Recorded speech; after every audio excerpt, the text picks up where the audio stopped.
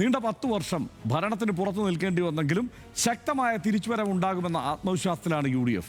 പുറത്തു വന്ന exit പോളുകളെല്ലാം UDF കേവല ഭൂരിപക്ഷം മറികടക്കുമെന്ന വ്യക്തമായ സൂചന കൂടി നൽകിയതോടെ പ്രതീക്ഷയുടെ പരകോടിയിലാണ് UDF. തദ്ദേശ തെരഞ്ഞെടുപ്പുകളിലും ലോക്സഭാ തദ്ദേശ തെരഞ്ഞെടുപ്പിലും എല്ലാം ലഭിച്ച കനത്ത വിജയത്തിൻ്റെ തുടർച്ച ഇത്തവണയും ഉണ്ടാകുമെന്നാണ് UDFിൻ്റെ കണക്കുകൂട്ടൽ. 100 സീറ്റ് മറികടക്കുമെന്ന് കോൺഗ്രസ് നേതാക്കളെല്ലാം ഒരേ സ്വരത്തിൽ പറഞ്ഞിരുന്നെങ്കിലും 80-85 സീറ്റ് വരെ നേടി അധികാരത്തിലെത്താനാകുമെന്നാണ് നിലവിൽ UDF ക്യാമ്പിലെ പൊതുവായ വിലയിരുത്തൽ. ശക്തമായ ഭരണവിരുദ്ധ വികാരമുണ്ടായാൽ 85 എന്നുള്ളത് 90-ഉം 100-നപ്പുറവുമാകാമെന്നും UDF കരുതുന്നുണ്ട്. വോട്ടെണ്ണലിന് മണിക്കൂറുകൾ മാത്രം ശേഷിക്കെ എന്താണ് UDF ക്യാമ്പിലെ അവസാന പ്രതീക്ഷകൾ എന്ന് നോക്കാം. ബിനിൽ ലീല സാബു ചേരുന്നുണ്ട് അതിൻ്റെ വിശദാംശങ്ങളുമായി. ബിനിൽ, എന്താണ് UDFിൻ്റെ പ്രതീക്ഷകൾക്ക് കാരണമാകുന്ന ഘടകങ്ങളൊപ്പം ആശങ്കയുള്ള തലങ്ങളും?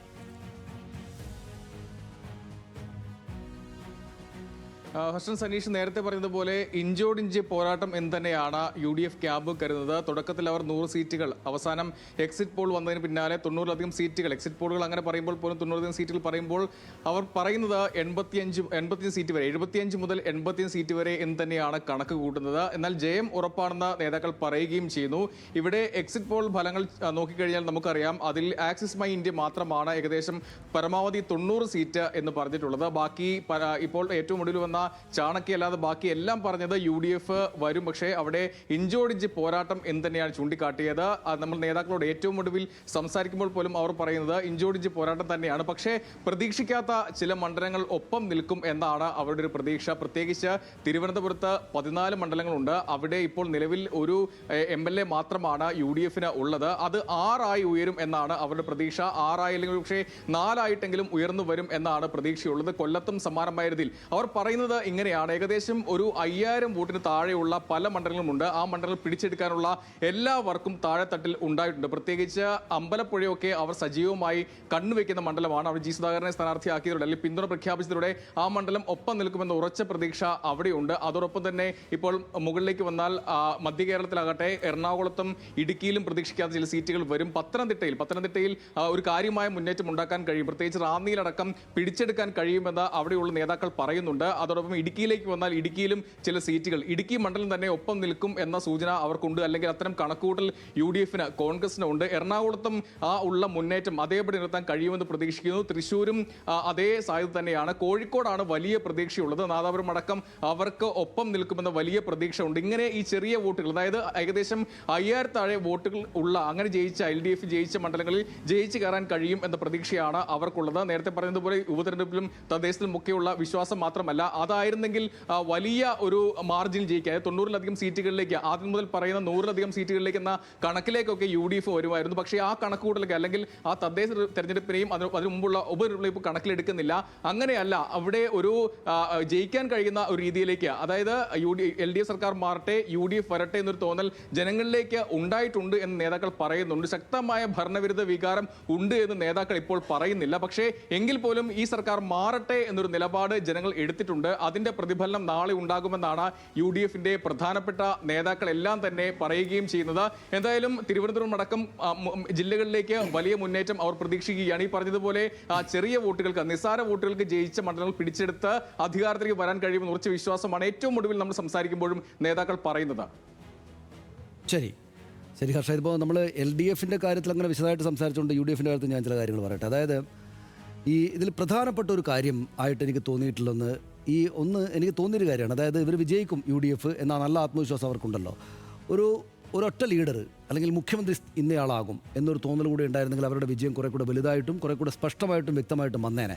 ഞാൻ കഴിഞ്ഞ തവണ പറഞ്ഞതുപോലെ നമുക്ക് അപ്രവചനീയം എന്ന് പറയാവുന്ന നിലയിലേക്ക് എക്സിറ്റ് പോളുകളൊക്കെ പോകുന്ന ഒരു സാധ്യത കുറഞ്ഞേനെ. നമ്മൾ കണ്ടു തുടങ്ങിയ കുറേ കാലത്തെ തെരഞ്ഞെടുപ്പുകളിൽ കേരളത്തിൽ ഏതെങ്കിലും മുഖ്യമന്ത്രി ആയിരുന്ന ഒരു കോൺഗ്രസ് നേതാവെങ്കിലും ഇല്ലാത്ത ആദ്യത്തെ തെരഞ്ഞെടുപ്പാണ് ഇപ്പം നടക്കുന്നത്. അതായത് മുഖ്യമന്ത്രിയായിട്ട് ഒരു തവണയെങ്കിലും ഉണ്ടായിരുന്ന, ആ പദവിയിൽ ഉണ്ടായിരുന്ന ഒരു മുതിർന്ന വലിയ നേതാവ് ഇല്ലാതെ നടക്കുന്ന ആദ്യത്തെ തെരഞ്ഞെടുപ്പാണ് ഇപ്പോൾ നടന്ന ഈ നിയമസഭാ തെരഞ്ഞെടുപ്പ്. KC വേണുഗോപാൽ, രമേശ് ചെന്നിത്തല, VD സതീശൻ, 3 പേരും വളരെ പ്രധാനപ്പെട്ടതും വലുതുമായിട്ടുള്ള നേതാക്കളാണ്. നാട്ടുകാർക്കൊക്കെ അറിയാവുന്ന ആളാണ്. പക്ഷേ മുഖ്യമന്ത്രിയായ ആളില്ല. AK ആന്റണി ഉണ്ട്, പക്ഷേ അദ്ദേഹം രംഗത്തേ ഇല്ല. അപ്പോൾ അതിനൊരു പോയിന്റും മാർക്കും ഉണ്ട് ഹർഷ എന്ന് ഞാൻ വിചാരിക്കുന്നു. കാരണം എന്താണെന്ന് വെച്ചാൽ ഈ നാട്ടിലെ നമ്മളത് രാഷ്ട്രീയ പ്രബുദ്ധമായിട്ടുള്ള ഒരു സംസ്ഥാനം തന്നെയാണ്. പക്ഷേ ഈ നാട്ടിലെ മുഴുവൻ ആളുകളും എല്ലാ രാഷ്ട്രീയക്കാരെയും ശ്രദ്ധിച്ചുകൊണ്ടിരിക്കുകയാണ് എന്ന് വിചാരിക്കരുത്. അവരുടെ മുന്നിലേക്ക് ഒരു രാഷ്ട്രീയ നേതാവിനെ ഏതാണ്ട് സമഗ്രമായിട്ട് തന്നെയും കേരളം ആകെ അറിയണമെങ്കിൽ മുഖ്യമന്ത്രി എന്ന പോലുള്ള വലിയ പദവികളിലേക്ക് എത്തണം. ഇപ്പോൾ ആ കൂട്ടത്തിൽ വലിയ പദവി വഹിച്ചിട്ടുള്ള ആൾ അദ്ദേഹമാണ്, രമേശ് ചെന്നിത്തലയാണ്, ആഭ്യന്തരമന്ത്രിയായിരുന്ന ആളാണ്. പക്ഷെ അത് 10 വർഷങ്ങൾക്കപ്പുറത്താണ്.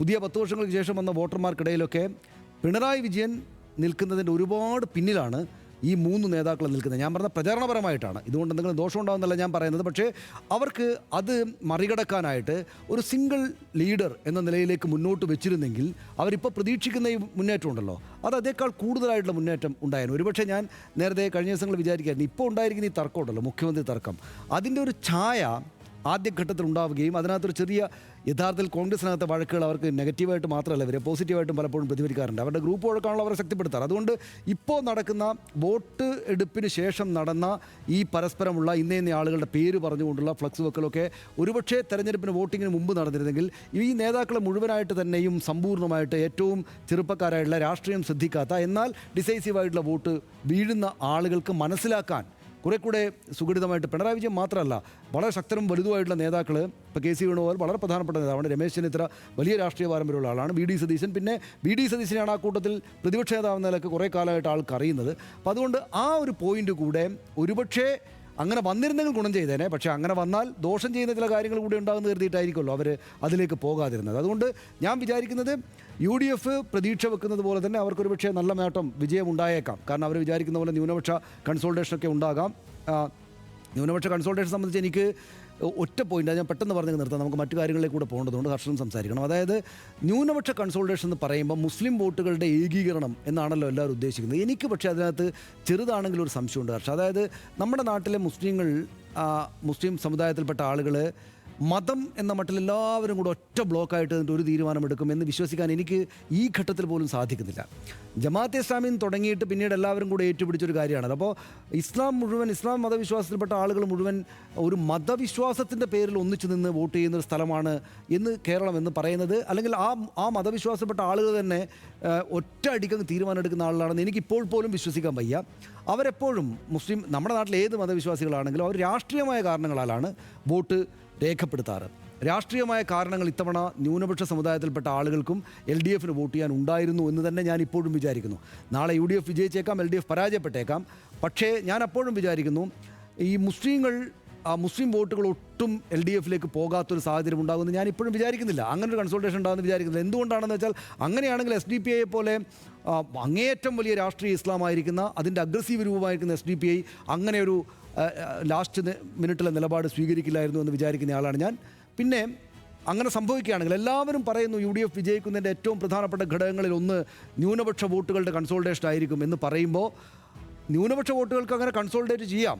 UDFന് അനുകൂലമായിട്ടും LDFന് എതിരായിട്ടും വോട്ട് ചെയ്യാം. പക്ഷേ അത് രാഷ്ട്രീയമായ കാരണങ്ങളാലേ ചെയ്യും. അല്ലാതെ മുസ്ലിം ആണ് എന്നുകൊണ്ട് മാത്രം എല്ലാവരും ചെന്നിട്ട് ഒരേപോലെ ഒന്ന് വോട്ട് ചെയ്യാനുള്ള കാരണങ്ങൾ ഞാൻ കാണുന്നില്ല. ആളുകൾക്ക് ഏത് മതജാതി വിഭാഗത്തിൽപ്പെട്ട ആളുകൾക്കാണെങ്കിലും LDFന് വോട്ട് ചെയ്യാനുള്ള കാരണങ്ങൾ കൂടെ ഈ തെരഞ്ഞെടുപ്പിൽ ഈ ഭരണകാലത്തുണ്ടായിരുന്നു എന്ന് വിചാരിക്കുന്ന ആളാണ് ഞാൻ. അല്ല, ഇത് പല കാലത്തും ഇത്തരത്തിൽ മുസ്ലിം വോട്ടുകളുടെ കൺസോൾട്ടേഷനെ കുറിച്ചുള്ള പല ചർച്ചകൾ നടന്നിട്ടുണ്ട്. പക്ഷേ അതിൻ്റെ ഏതാണ്ട് ഈ വിവിധ പഠനങ്ങളിൽ നിന്ന് അതിൻ്റെ ഒരു ശരാശരി കണക്ക് എല്ലാ തെരഞ്ഞെടുപ്പ് കാലത്തിന് ശേഷവും മനസ്സിലാക്കുന്നത് നമ്മൾ ഏതാണ്ട് 30-34% മുസ്ലിം വോട്ടുകൾ ഒരു സംശയമില്ലാതെ ഇടതുമുന്നണിക്ക് പോകുന്നതാണ് എന്നുള്ളതാണ്. അതായത് അടിയുറച്ച വോട്ടുകളാണ് ഇടതുമുന്നണിക്ക് പോകുന്നത്.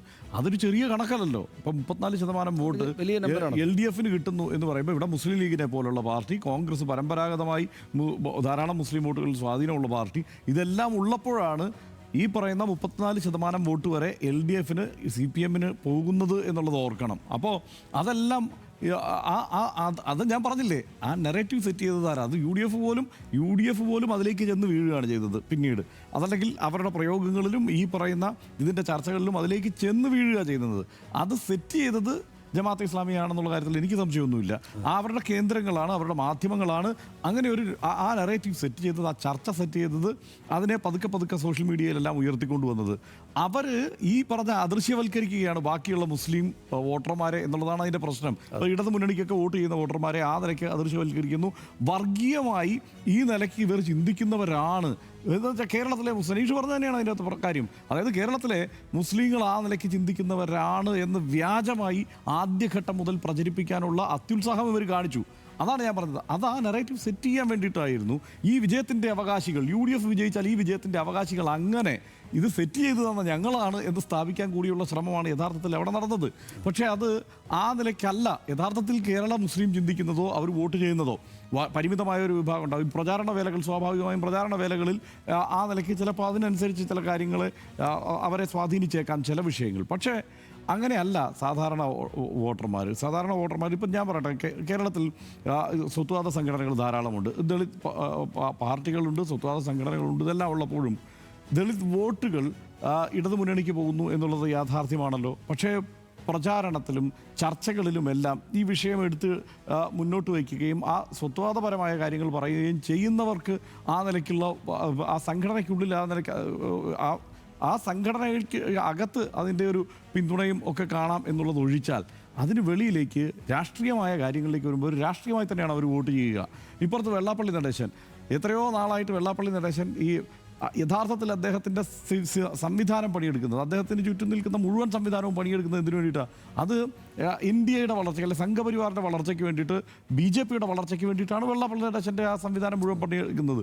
അപ്പോഴും ഈ വോട്ട് ശതമാനത്തിൽ വലിയ കുറവൊന്നും ഇല്ലാതെ ഇടതുമുന്നണിക്ക്, അതായത് എത്രയാണ് ഭൂരിപക്ഷം വോട്ടർമാരും ഇടതുമുന്നണിക്ക് വോട്ട് ചെയ്യുന്നു എന്നുള്ള കണക്ക് ഇപ്പോൾ പോലും വന്നിരിക്കുന്ന സർവേകളിൽ ആ നിലയ്ക്ക് ഉള്ള തരംതിരിച്ചുള്ള കണക്കുകൾ നോക്കുമ്പോൾ അങ്ങനെയല്ലേ നമ്മൾ കാണുന്നത്. അപ്പോൾ ഇവരുടെ പ്രചാരണം ഈ വഴിക്ക് നടക്കും. പക്ഷേ അങ്ങനെയല്ല ഇതുവരെ കേരള വോട്ടർമാർ വോട്ട് ചെയ്തിട്ടുള്ളത്.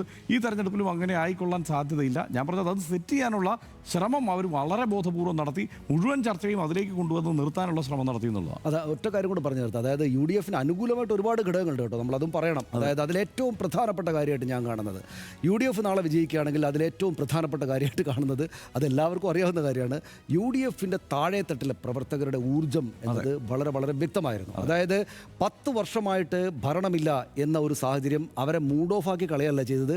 ഈ തെരഞ്ഞെടുപ്പ് ഏത് വിധേനയും ഞങ്ങൾ നേടും എന്ന വലിയ ആവേശത്തോടെ പ്രവർത്തിക്കാൻ അവർ പ്രേരിപ്പിക്കുക ചെയ്തത്. നേതാക്കൾ അതിനൊത്തു തന്നെ നിന്നു. നേതാക്കൾ നല്ല വിജയപ്രതീക്ഷ കൊടുത്തു, നന്നായിട്ട് എല്ലായിടത്തും നിന്നു, നല്ല സ്ഥാനാർത്ഥി നിർണയമായിരുന്നു, ഒരുപാട് പുതിയ ചെറുപ്പക്കാരെ അവർ അവതരിപ്പിച്ചു, നല്ല ധീരതയോട് കൂടിയിട്ട് തെരഞ്ഞെടുപ്പ് നേരിടുന്നൊരു ലീഡർഷിപ്പിനെ നമ്മൾ കണ്ടു. VD സതീശൻ, ഇപ്പോൾ VD സതീശൻ മുഖ്യമന്ത്രി സ്ഥാനത്തേക്ക് വലിയ തോതിൽ ആഘോഷിക്കപ്പെടുന്നു എന്ന് പറയുമ്പോൾ VD സതീശൻ അത് വലിയ നേതൃപരമായിട്ടുള്ള പങ്ക് വഹിച്ചു എന്ന് നമ്മൾ കാണേണ്ടതാണ്. ഇപ്പോൾ പല ഫ്ലക്സുകളിലും നിലപാടുകളുടെ രാജകുമാരൻ എന്ന് അദ്ദേഹത്തെ എഴുതി വെച്ചിരിക്കുന്നത് രാഷ്ട്രീയത്തിൽ ഇങ്ങനെ ഒരു ടാഗ് ലൈൻ അങ്ങ് വരികയാണ്. പക്ഷേ ശരിക്കും അവരുടെ ഭാഗത്ത് നിന്ന് നോക്കിയാൽ അത്ര ഒരു ടാഗിന് പോസിറ്റീവായിട്ട് അർഹതയുള്ള ആൾ തന്നെയാണ് VD സതീശൻ. നല്ല നിലപാടാണ്. ഇപ്പോൾ PV അൻവറിൻ്റെ കാര്യത്തിൽ നിലമ്പൂർ എടുത്തു. PV അൻവർ അവിടെ നിന്ന് ഇറങ്ങി വരുന്ന തൊട്ട് സതീശൻ അദ്ദേഹത്തിൻ്റെ നിലപാടിൽ മാറ്റമേ ഉണ്ടായില്ലല്ലോ. ഇപ്പോൾ ജമാഅത്തെ ഇസ്ലാമിയുടെ കാര്യം നമ്മൾ പറയുമ്പോൾ അദ്ദേഹത്തിൻ്റെ നിലപാടിലൊരു മാറ്റമേ ഉണ്ടായിരുന്നില്ല. രാഹുൽ മാങ്കൂട്ടത്തിൻ്റെ വിഷയം വന്നപ്പോൾ അദ്ദേഹത്തിൻ്റെ നിലപാടിൽ മാറ്റമേ ഉണ്ടായിരുന്നില്ല. അപ്പോൾ VD സതീശൻ്റെ ലീഡർഷിപ്പ്, KC വേണുഗോപാലിൻ്റെ പുറത്തു നിന്നുള്ള ആ തരത്തിലുള്ള ഇടപെടൽ, രമേശ് ചെന്നിത്തല ഉണർന്നെഴുന്നേറ്റ് വന്നത്, പിന്നെ താഴെത്തട്ടിലെ സാധാരണ കോൺഗ്രസ്സുകാരൻ, അതായത് ഇപ്പോൾ നമ്മൾ രാജ്യത്തിൻ്റെ പല ഭാഗത്തും കോൺഗ്രസ് ക്ഷീണിച്ചു പോയി എന്നൊക്കെ പറയുമ്പോൾ നമ്മുടെ നാട്ടിൽ കോൺഗ്രസ്സുകാർ, യുവാക്കളായിട്ടുള്ള ആളുകൾ, ചെറുപ്പക്കാർ, സ്ത്രീകളും പെൺകുട്ടികളും പുരുഷന്മാരും എല്ലാം തന്നെ ഭയങ്കരമായിട്ട് ഉണർന്നെഴുന്നേറ്റു. അതായത് ഈ തെരഞ്ഞെടുപ്പിൽ UDF ജയിക്കുമെന്ന് ആത്മവിശ്വാസം അവർ പ്രകടിപ്പിക്കുമ്പോൾ, പന്തലിടുമ്പോൾ, പായസം വെക്കുമ്പോൾ അതിന് കാരണമായിട്ടുള്ള കാര്യങ്ങൾ ഈ പുറത്ത് വിസിബിളായിരുന്നു എന്ന കാര്യത്തിൽ നമുക്ക് സംശയമേ ഇല്ല. ഇപ്പോൾ ചില ആളുകളൊക്കെ സോഷ്യൽ മീഡിയയിൽ ധർമ്മടത്ത് പിണറായി വിജയനെ പോലും ഞങ്ങൾ തോൽപ്പിക്കും എന്ന് വളരെ ആത്മാർത്ഥമായിട്ട് വെറുതെ കയറ്റി പറയല്ല, അവർ ശരിക്കും വിശ്വസിച്ചുകൊണ്ട് പറയുന്ന കോൺഗ്രസ്സുകാരുണ്ട്. അതിനെ തള്ളിക്കളയുമ്പോൾ തന്നെ പക്ഷേ ആ ആവേശം പ്രകടിപ്പിക്കാൻ ഉതകുന്നത്രക്ക് 10 വർഷം കഴിഞ്ഞ് 15 ഇത്തവണ ഇവർ കൊണ്ടുപോയി കളയും. ഒരുപാട് നല്ല കാര്യങ്ങളൊക്കെ ചെയ്തല്ലോ, അതുകൊണ്ട് പിണറായി വിജയനാണെങ്കിൽ ഇങ്ങനെ നിൽക്കുകയാണ്, അതുകൊണ്ട് നമ്മൾ തോറ്റുപോയേക്കും എന്ന നിരാശയെ ഉണ്ടായിരുന്നില്ല, അതിഗംഭീരമായിട്ടുള്ള ആവേശമായിരുന്നു. അതുകൊണ്ട് അർഹിക്കുന്ന വിജയമായിരുന്നു. ആ ആത്മവിശ്വാസം നിലനിൽക്കാനുള്ള ഒരു കാരണം എനിക്ക് തോന്നുന്നത് ഈ തുടർച്ചയായി വന്ന ഉപതെരഞ്ഞെടുപ്പുകളുടെ സ്വഭാവം അങ്ങനെയായിരുന്നു. മറ്റൊന്ന്, തദ്ദേശ തെരഞ്ഞെടുപ്പിൽ വലിയ വിജയം നേടാൻ കഴിഞ്ഞു, പാർലമെൻറ്റ് തെരഞ്ഞെടുപ്പിൽ വലിയ വിജയം നേടാൻ കഴിഞ്ഞു. അവർ സംഘടനാപരമായി അവർ പിന്നോട്ട് പോയിട്ടില്ല, വളരെ ശക്തമായ നിലയിൽ തന്നെയാണ് അവരുണ്ടായിരുന്നത്. പ്രാദേശികമായി എല്ലാ ചെറുപ്പക്കാരും ഇറങ്ങി. പിന്നെ വേറൊരു പ്രധാനപ്പെട്ട കാര്യം, തദ്ദേശ തെരഞ്ഞെടുപ്പിൽ വിജയം ഉണ്ടായാൽ പിന്നീട് തൊട്ടടുത്ത തെരഞ്ഞെടുപ്പിൽ പ്രവർത്തിക്കാൻ ആളുടെ എണ്ണം കൂടും. കാരണം എന്താണെന്ന് വെച്ച് കഴിഞ്ഞാൽ ഈ ഭാരവാഹിത്വത്തിലേക്ക് വന്നവരുടെ തന്നെ എണ്ണം കൂടും. പ്രാദേശികമായി പഞ്ചായത്ത് മെമ്പർമാരുടെ എണ്ണം വല്ലാതെ കൂടി. അതുവരെ കഴിഞ്ഞ തവണ ഉണ്ടായിരുന്നതിനേക്കാൾ ഗണ്യമായി വർദ്ധിച്ചു. അപ്പം താഴെത്തട്ടിൽ നേതാക്കന്മാരാണ്, ചെറുകിട നേതാക്കന്മാർ ധാരാളം പ്രവർത്തിക്കാനുണ്ടാകും എല്ലാ സ്ഥലത്തും. അവരവരുടെ ആളുകളെ ഒപ്പം കൂട്ടും. അപ്പോൾ അങ്ങനെ അതിനൊരു വലിപ്പം കൂടി. ഇത്തവണത്തെ UDFൻ്റെ തെരഞ്ഞെടുപ്പ് പ്രചാരണത്തിൻ്റെ വലിപ്പം കൂടാനായിട്ടുള്ള ഒരു പ്രധാനപ്പെട്ട കാരണം തദ്ദേശ തെരഞ്ഞെടുപ്പിൽ അവരുടെ വലിയ വിജയം കൂടിയാണെന്നുള്ള കാര്യത്തിൽ സംശയമൊന്നുമില്ല. മാത്രമല്ല ഈ മുസ്ലിം ലീഗിൻ്റെ കേഡർമാരുടെ ഒരു പ്രവർത്തനം, അത് കേഡർ സ്വഭാവത്തിൽ തന്നെയാണ് അതിൻ്റെ പ്രവർത്തകർ ഇറങ്ങിയത്. മുസ്ലിം ലീഗ് മൊത്തത്തിൽ അവർ സ്ഥാനാർത്ഥികളെ നിർണ്ണയിച്ചപ്പോൾ വളരെ സൂക്ഷ്മമായി നിർണ്ണയിച്ചു, വളരെ ബുദ്ധിപരമായി നിർണ്ണയിച്ചു. CPI പോലെയൊന്നുള്ള ബന്ധം കാണിച്ചിട്ടില്ല എന്നുള്ളത് ഇടയ്ക്കിടയ്ക്ക് പറഞ്ഞു പോകണമല്ലോ. പക്ഷേ വളരെ കൃത്യമായി ആ സ്ഥാനാർത്ഥി നിർണ്ണയത്തിൽ വളരെ ബുദ്ധിപരമായ നിലപാട് സ്വീകരിച്ചു. അതിനകത്ത് അധികം ആളുകളെ കൈകടത്താൻ സമ്മതിച്ചില്ല. സാധാരണ ലീഗിൻ്റെ സ്ഥാനാർത്ഥി നിർണ്ണയവുമായി ബന്ധപ്പെട്ടും ഒരു 4-5 വാർത്തകളെങ്കിലും വരാറുള്ളതാണ്. താല്പര്യം ഭൈമി കാമുകന്മാരെക്കുറിച്ച് ചില വാർത്തകൾ വരും, ഒന്നും വന്നില്ല എന്ന് മാത്രമല്ല അവർ കൃത്യമായി ആ കാര്യത്തിൽ സാദിഖ് അലി ശിഹാബ് തങ്ങളുടെ ഒരു തീരുമാനം എന്ന മട്ടിൽ ആ തീരുമാനങ്ങൾ പുറത്തു വരുന്നു. അദ്ദേഹം നേരിട്ടാണ് ആളുകളെ കാണുന്നത്. സ്ഥാനാർത്ഥികളായി നിർണ്ണയിക്കാൻ തീരുമാനിച്ച ആളുകളെ കണ്ട് അദ്ദേഹം തീരുമാനിക്കുന്നു. പിന്നീട് VK കുഞ്ഞാലിക്കുട്ടി കാണുന്നു. ആ നിലയ്ക്കാണ് അവരുടെ തീരുമാനങ്ങൾ അവിടെ നിന്ന് വന്നത്. ആ തീരുമാനങ്ങളെല്ലാം തരക്കേടില്ലായിരുന്നു എന്നുള്ള കാര്യത്തിൽ സംശയമൊന്നുമില്ല ലീഗിൻ്റെ. മാത്രമല്ല അവർ അതിശക്തമായി പ്രവർത്തന രംഗത്തിറങ്ങി. എല്ലാ മണ്ഡലങ്ങളിലും ലീഗ് ഭരണത്തിലേക്ക് എത്തണമെങ്കിൽ നമ്മളുടെ മണ്ഡലങ്ങളിൽ പണിയെടുത്താൽ മാത്രം പോരാ എന്നുള്ള കൃത്യമായ ബോധ്യത്തിൽ അവരെല്ലാ സ്ഥലത്തും നന്നായി പണിയെടുത്തു എന്നുള്ള കാര്യത്തിൽ തർക്കമൊന്നുമില്ല. പിന്നെ ഓടി നടന്ന നേതാക്കന്മാർ, അവരുടെ കാര്യം പറയാതിരിക്കാൻ പറ്റില്ല. ഇപ്പോൾ ഷാഫി പറമ്പിലിനെ പോലുള്ള നേതാക്കന്മാർ 19 മണ്ഡലങ്ങളിലാണ് നേരിട്ട് ചെന്ന് പരിപാടികളിൽ പങ്കെടുത്ത് ആളുകൾ ക്രൗഡ് പുള്ളേഴ്സ് ആയിട്ടുള്ള നേതാക്കന്മാർ പരമാവധി സ്ഥലത്ത് എത്താൻ ഉള്ള ശ്രമം നടത്തി എന്നുള്ളതാണ്. ഇപ്പോൾ CPIഎമ്മിൻ്റെയൊക്കെ പല നേതാക്കന്മാരെയും നമ്മൾ കാണുമ്പോൾ അവർക്ക് അങ്ങനെ ഒരു ക്രൗഡ് പുള്ളർമാരായിട്ടുള്ള നേതാക്കന്മാർ എല്ലായിടത്തും ഓടിയെത്തി പ്രചാരണം നടത്തുന്ന രീതിയൊന്നും ഇടതുമുന്നണിയിൽ ഇത്തവണ ആ നിലയ്ക്ക് കണ്ടില്ല.